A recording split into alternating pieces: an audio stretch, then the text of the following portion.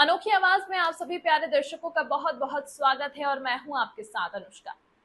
मध्य प्रदेश के अतिथि शिक्षक एक बार फिर राजधानी रायपुर में अपना डेरा जमा चुके हैं। इससे पहले अतिथि शिक्षकों ने 10 सितंबर को बड़ा आंदोलन किया था, जहां उन्हें आश्वासन मिलने के बाद आंदोलन खत्म हो गया था। लेकिन 21 दिनों बाद फिर शिक्षक भोपाल की ओर कूच कर सरकार के खिलाफ मुखर हो गए हैं। अतिथि शिक्षकों की तैयारी को देखकर कयास लगाए जा रहे हैं कि यह आंदोलन लंबा चलने वाला है। भोपाल में सुबह से ही तेज धूप निकलने से भारी उमस है। अतिथि महापंचायत की घोषणाओं को पूरा करवाने के लिए सड़कों पर बैठा हुआ है। भीषण गर्मी के कारण धीरे धीरे कर तबीयत बिगड़ने लगी है। साथ ही अतिथि शिक्षक संगठनों ने स्पष्ट कर दिया है कि इस बार महापंचायत में हुई घोषणाओं पर ही बात होगी और अतिथियों का कोई भी डेलीगेशन सीएम को छोड़कर किसी मंत्री का या अफसर से मिलने नहीं जाएगा। अतिथियों ने कहा कि यदि हम काबिल नहीं हैं तो सरकार अतिथि व्यवस्था को खत्म कर दे, लेकिन हमें ऐसे अधर में ना छोड़े। अतिथियों ने स्पष्ट किया है कि जब तक मांगे पूरी नहीं हो जाती भोपाल में डटे रहेंगे। जब कमलनाथ जी मुख्यमंत्री थे तो कहा था कि नियमित करना चाहिए, ऐसा पत्र लिखा था वर्ग 1, 2 और 3 को। थोड़ा नीचे करना। ऐसे ही ज्योतिरादित्य सिंधिया जो आज केंद्र में कृषि मंत्री है, उन्होंने कहा मैं सरकार गिरा दूंगा अगर मैंने सरकार गिरा दी, अगर मैंने अतिथि शिक्षकों को नियमित नहीं किया और सरकार गिरा दी।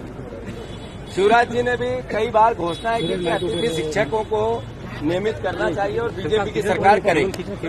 फिर आज जो मंत्री है शिक्षा मंत्री, उन्होंने कहा कि ये कब्जाधारी लोग हैं और कब्जाधारी मेहमान बन के आए और कब्जा करने लग गए। ये शिक्षकों का, शिक्षा जगत का इस समर्पण का, जिसमें अपने परिवार का जो पालन पोषण है वो वेदनाओं में करते हुए शिक्षा देने वाले परिवारजनों का अपमान है। कांग्रेस पार्टी शिक्षा मंत्री से कहा था इनका इस्तीफा लो, अन्यथा मोहन यादव अतिथि शिक्षकों से माफी मांगे। दोनों काम नहीं किए, दोनों नहीं किए। ये इस सरकार की दिवालियापन को, इसकी सोच को दर्शाता है। कांग्रेस पार्टी ने पूर्ण समर्थन दिया है अतिथि विद्वानों को, अतिथि शिक्षकों को।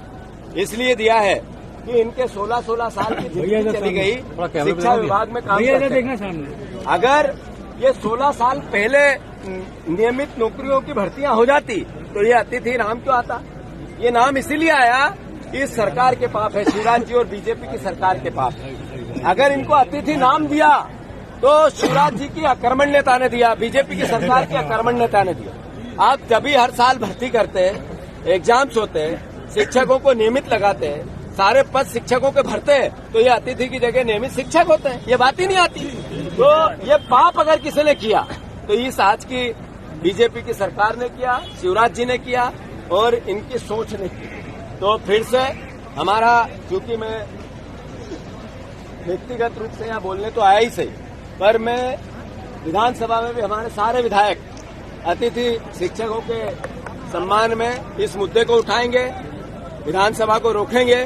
सरकार का मत जब तक स्पष्ट नहीं होगा तब तक हम इनकी लड़ाई लड़ेंगे। इस खबर में फिलहाल इतना ही। अन्य खबरों के लिए देखते रहिए अनोखी आवाज।